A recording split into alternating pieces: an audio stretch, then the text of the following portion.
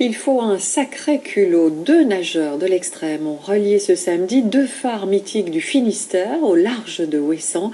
Une première pour attirer l'attention sur un patrimoine fragile. Bleuenne-le-Borgne avec Christian Paulet.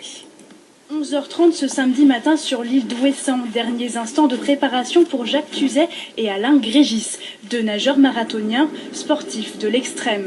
Leur dernière photo souvenir à terre est un brin provocatrice, mais elle en dit long sur le parcours qui les attend.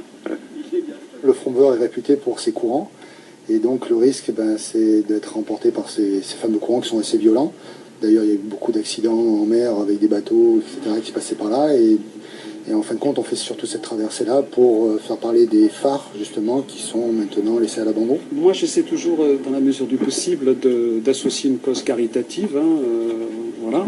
Donc ça, c'est mon moteur, finalement. C'est à la fois accomplir des traversées dans des cadres un peu exceptionnels, des sites naturels, des sites remarquables et plutôt prestigieux, on va dire, et des sites qui ont une histoire assez importante. À quelques mètres du phare de Quéréon, les 2 sportifs se lancent. C'est Jacques Tuzet qui ouvre la nage dans une eau à 14 degrés. Ils doivent désormais jouer avec les courants de ces eaux mouvementées pour rejoindre le phare de la Jument à 8 km. Juste derrière eux, l'équipage de l'association des phares du Ponant. Les fonds récoltés grâce à cette action doivent aider à mieux faire connaître ce patrimoine en danger. On a des craintes sur le devenir de nos phares, d'abord pour la signalisation, mais également pour le bâti. Parce que c'est des petits châteaux. Quéréon, c'est le palace des enfers, très luxueux, présence importante, mais très luxueux.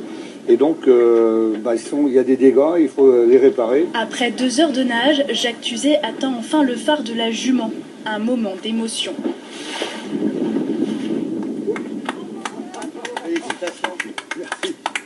C'est bien. C'est assez impressionnant quand même. Et c'est beau. C'est une belle œuvre. Une belle œuvre que Alain Grégis, arrivé 20 minutes après son coéquipier, décide même d'aller toucher du doigt, histoire de marquer l'exploit.